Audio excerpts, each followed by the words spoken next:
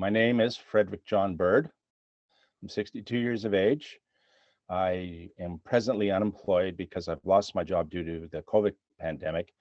And since the accident occurred in June of last year, I haven't been able to work. The accident was on June 23rd. I believe that was a Wednesday of 2021. I had gone for a motorcycle ride to Nakusp in British Columbia. And I was on my way back towards Revelstoke when I was passed by a pickup truck that had two kayaks perched in the back bed of the truck. And he was doing a passing maneuver at the time, and there was another car approaching on the other lane. So he quickly came back into my lane, and the wind caught the kayaks, and both of them blew out of the truck bed at the same time. And the kayak on the right slammed straight into me. It didn't even hit the road. I caught it full on in the front of the bike. Next thing I know, I wake up in the ditch, and apparently I had even flown beyond the ditch, and I was entangled in a grove of trees. And I woke up to a highway worker standing over me, and he basically looked down and said, "Oh," he says, "you're alive." And I said, "Yeah, but I'm not good." And he said, "Yeah," he says, "you're head down in a grove of trees." And he says, "We're going to need a chainsaw to cut you out of here. You're so badly tangled." And I said, "My neck is killing me." And he says, "Yeah," he says, "for that reason alone," I said, "we're not going to move you." And I said, "Well," I said, what's happening next?" He said, "I've called the RCMP and I've called the ambulance service, and they're on their way from Revelstoke out." So to Revelstoke Hospital, and they did some quick examinations. They took x-rays, especially of my neck, because that was my largest complaint at the time. It was determined that I'd fractured two vertebrae in my neck, one at the C7 level and the other one at the T1 level. But fortunately, I could move all my limbs and I could feel everything, although I had some sensation loss in my hands. It also turns out that through subsequent x-rays, apparently my knees were dislocated in the accident.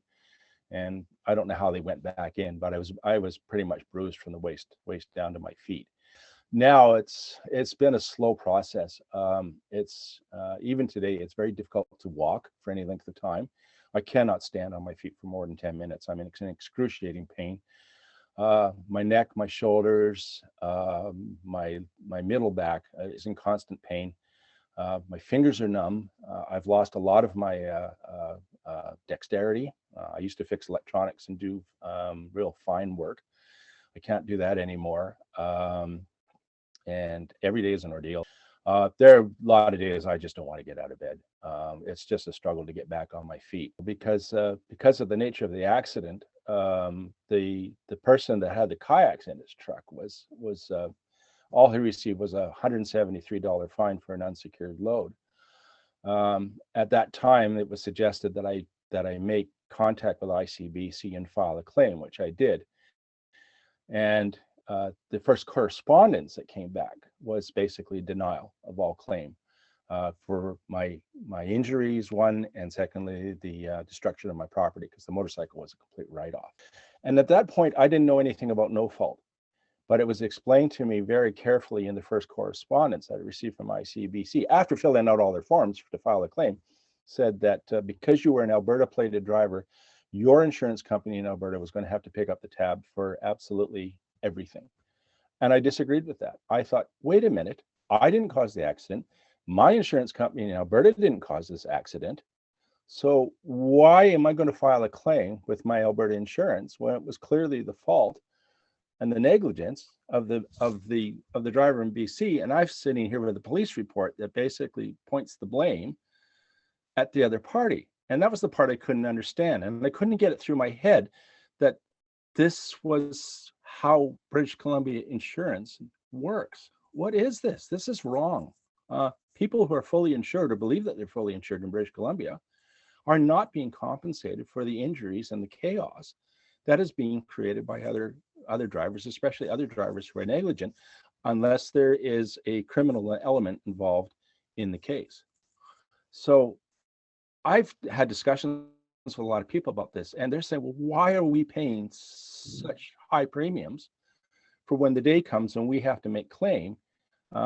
the liability part of the insurance is worth nothing, um, because ICBC just does not want to pay out the compensation and the liability that people really need to be entitled to.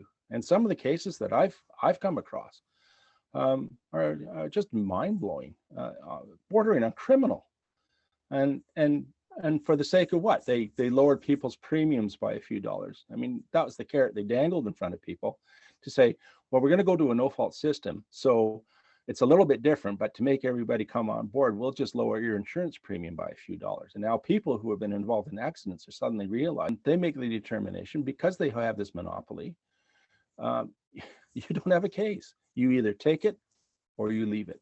I don't want to go after them, because I still believe that they are not responsible for this situation. I want ICBC to come to the party and say, look, we understand your case. We understand the details of your case. We're going to help you. But that's not going to be forthcoming. Really, in my head, I'm a kind of a straight shooter, and I just find that it's the part I'm struggling with is the unfairness of it, and the lack of compassion. It's just, well, you're injured, you're probably going to be disabled for life, but that's all right. You're good. See ya. When I've talked to other people who are in the same boat, it's the same thing. They're just frustrated that they can't seem to get beyond the copy paste exercise that the adjusters seem to send out in email form, and then the fact that they can't hire a lawyer to even plead their case is just crazy. This is just some of it. It's huge. It's pages of correspondence with ICBC. I tried the civil, I think what they call it, the Civil Review Tribunal, the CRT. The paperwork that is involved in that is monstrous. And you as the victim are the one who have to come up with all the documentation and stuff. Oh, go see a doctor. Go see this guy. Have you done this? Have you done that? Sorry, it just goes on and on. And then they want $100 for you to go in and file your complaint, and no guarantee that you'll ever actually get to the tribunal itself. And so I gave up on that. I thought that's not going to happen. I said, well, and at the end of the day, what are they going to do? They changed the law in British Columbia. I know what the tribunal is going to do. They're going to turn around and say, yeah, well, that's how ICBC works. So get over it, move on.